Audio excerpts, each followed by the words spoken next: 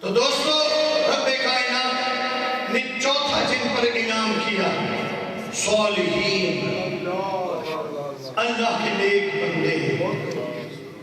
وہ کون ہیں؟ والذین یبیتون لربہم سجدا وقیاما۔ وہ اللہ کے نیک بندے، وہ اللہ کے نیک صالح لوگ جن کی شب و روز عبادت اور ریاضت میں گزرتی تھی، جن کو دیکھنے سے یہ پتہ چلتا ہے کہ ان کا جو تعلق ہے وہ خالق کے ساتھ جڑا ہوا ہے، ان کی نگاہ رب ذوالجلال پر ہے، اور یہ جب نماز پڑھتے ہیں سجدے میں تب جاتے ہیں جب خالق حقیقی کا دیدار کر لیتے ہیں۔ حضرت مولا کائنات حضرت علی المرتضیٰ شیر خدا جو سلطان الاولیاء ہیں، آپ فرماتے ہیں میں اس وقت تک سجدہ نہیں کرتا جب تک میں اپنے خالق حقیقی کا دیدار نہیں کر لیتا۔ اور یہ طریقہ کا راستہ جو چل رہا ہے کہ وہ صوفیہ اکرام ہیں، ہم ان اولیاء کے ماننے والے ہیں۔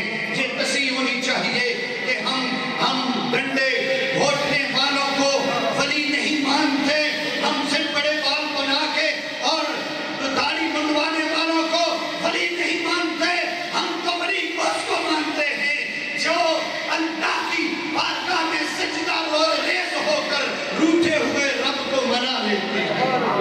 ہم ان کو مانتے ہیں جو رب کائنات کو منا لیتے ہیں۔ آج 11ویں کے حوالے سے مجھے حضرت قبلہ علامہ پیر دلشاد صاحب کا حکم تھا کہ گفتگو کرنی ہے۔ غوث الورا پیران پیر دستگیر، محبوب سبحانی، قندیل نورانی، شہباز لامکانی، حضرت شیخ سیدنا محی الدین عبد القادر جیلانی، ان کا کیا مقام تھا؟ آپ نے 40 برس تک عشاء کے وضو سے فجر کی نماز پڑھی، اور جب عشاء کی نماز پڑھ کے نوافل پڑھنا شروع کرتے، قرآن کی تلاوت شروع فرماتے، صبح ہوتی سلام پھیرتے، قرآن کی ختم ہوتا آذان فجر بھی ہو جاتے۔ سردیوں کی رات ساری رات اللہ کی بارگاہ میں سجدہ ریز عبادت کرتے رہے، ریاضت کرتے رہے۔ اس لیے تو پھر رب نے مقام اتنا عطا کر دیا کہ آپ پکار اٹھے، نظر تو الہ اللہ جمن کخلق اللہ اللہ حکم مثالی، کہ میری نگاہ میں یہ طاقت و پاور ہے کہ دنیا کے کسی کونے سے مجھے پکار کے تو دیکھو، پورے جہان کو اس طرح دیکھ رہا ہوں جیسے ہتھیلی پہ رائی کا دانہ۔ کسی نے عرض کیا حضور کوئی برطانیہ سے بلائے گا، کوئی فلسطین سے بلائے گا، کوئی امریکہ سے بلائے گا، کوئی پاکستان سے بلائے گا، کوئی انڈیا سے بلائے گا، مختلف ممالک سے لوگوں نے پکارنا ہے، آپ کہاں پہنچ سکتے ہو؟ آپ نے فرمایا مجھے رب کائنات کی یہ طاقت دی ہے، پوری دنیا ایسے دیکھ رہا ہوں جیسے ہتھیلی پہ رائی کا دانہ۔ حضرت قبلہ شیخ بہاؤالدین نقشبند رحمۃ اللہ تعالیٰ علیہ آپ فرماتے ہیں کہ ولی کے سامنے دنیا ایسے ہے جیسے پلیٹ میں چاول ہے، اور جیسے چاول نظر آتے ہیں اسی طرح دنیا ولی کو نظر آتی ہے۔ اور حضرت طباخ رحمۃ اللہ تعالیٰ علیہ فرماتے ہیں کہ ولی کے متعلق میں نے سنا تھا کہ پوری دنیا 2.5 قدم ہے۔ حضرت عبدالعزیز طباخ رحمۃ اللہ تعالیٰ علیہ فرماتے ہیں کہ پوری دنیا کے متعلق اولیاء کا فرمان ہے 2.5 قدم ہے، لیکن میں قدم اٹھاتا ہوں دنیا ختم ہو جاتی ہے، قدم بڑھاتا ہوں دنیا ختم ہو جاتی ہے۔ یہ اللہ کے ولیوں کا مقام ہے۔ اور غوث الاعظم پیران پیر دستگیر، محبوب سبحانی، قندیل نورانی، شہباز لامکانی، حضرت شیخ سیدنا محی الدین عبد القادر جیلانی کا آج میں ایک ایسا رنگ پیش کرنا چاہتا ہوں کہ غوث الاعظم پیران پیر دستگیر حافظ قرآن تھے۔ کسی نے سوال کیا حضور آپ نے کتنے عرصے میں قرآن حفظ فرمایا؟ آپ نے فرمایا میں اماں جی کے پیٹ میں تھا، میری اماں قرآن پڑھتی تھی، میں سن کے یاد کر لیتا تھا، 9 مہینے میں نے قرآن حفظ کر لیا ہے، اور جب میں دنیا میں آیا تو قرآن کا حافظ تھا۔ اتنے بڑے اللہ کے کامل ولی کہ جو اپنی ماں کے پیٹ میں ہیں تو قرآن سن رہے ہیں، جو برابری کرتا ہے نبی کی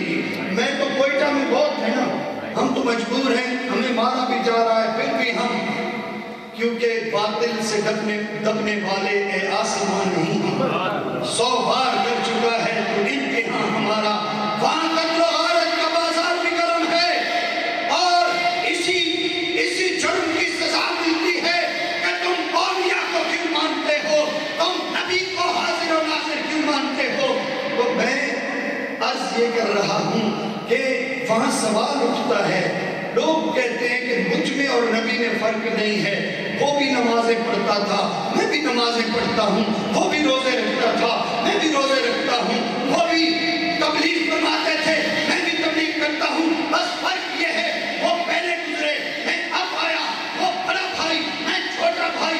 میں ان سے کہتا ہوں چھوٹے بھائی صرف اتنا بتا دو کہ تم ماں کے پیٹ میں تھے، کوئی بات یاد ہے؟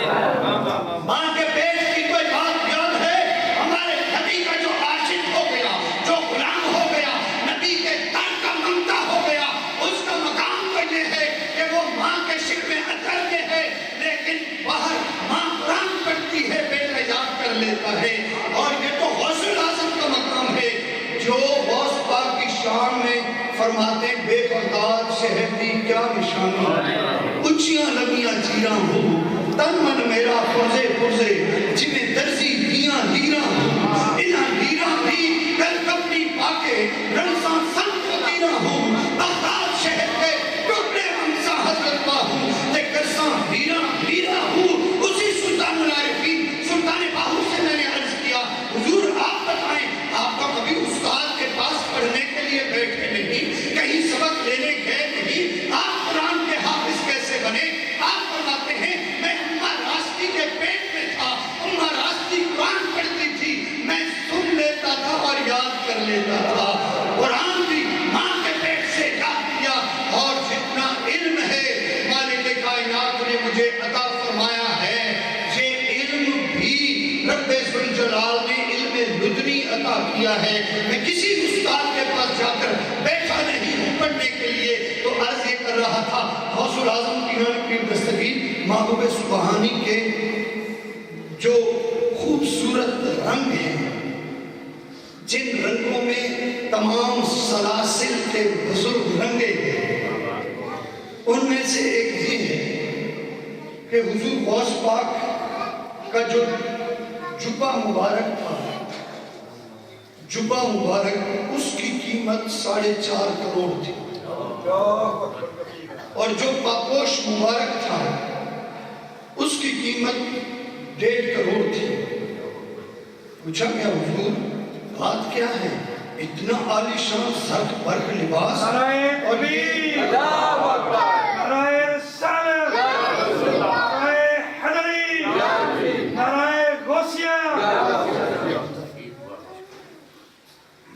اتنا زرد برق لباس کیسے؟ آپ نے فرمایا کہ یہ لباس دنیا کے لیے ہے، کہ دنیا دار اندر نہیں دیکھتے، باہر دیکھتے ہیں، اور جب میں اپنے خالق کی بارگاہ میں حاضر ہوتا ہوں تو یہی جبہ اتار کے کونٹی کے ساتھ لٹکا دیتا ہوں، اور اندر پیوند کیے ہوئے کپڑے، پھٹے کپڑے جن کو پیوند کیا ہوا، وہ میرے خالق کو پسند ہے، اللہ کی وہ عاجزی پسند ہے، رب کے لیے وہ لباس ہے، اور اس مخلوق کے لیے یہ لباس ہے۔ جب میں اس مخلوق میں جاتا ہوں تو اس انداز میں جاتا ہوں کہ کوئی یہ نہ سمجھے کہ بھکاری آ گیا ہے، بھیک مانگنے والے آ گیا ہے، مانگنے والا در پہ ہے، کوئی مجھے دھتکار نہ دے۔ جب جس کے پاس جاؤں تو پتہ چلے کہ غوث الاعظم پیران پیر دستگیر آیا ہے، یہ وہ دستگیر ہے جو اللہ کا پیارا ہے، اللہ کا محبوب ہے، جس کو محبوب سبحانی اور محی الدین کا لقب ملا ہے، اور جو محبوب سبحانی ہو اور محی الدین ہو وہ منگتا نظر نہ آئے بلکہ وہ دینے والا داتا نظر آئے۔ جب دنیا میں جاؤں تو داتا بن کے جاؤں، اور جب رب کی بارگاہ میں جاؤں تو منگتا بن کے جاؤں۔ اور وہی ہے نا کہ آپ کو جبہ لٹکا کے جب نوافل پڑھتے تھے تو ایک چور کی نظر پڑ گئی کہ سبحان اللہ یہ چانس ہے کہ غوث پاک جس طرح وہ لٹکے ہوئے ہیں کوٹ اور کپڑے، وہاں لٹکا ہوا ہے جبہ پاک، اور آپ تو میں نماز میں یہ چرا لوں 4.5 کروڑ کا ہے، لائف بن جائے گی۔ آیا اتارا، باہر نکلنے لگا، آنکھوں سے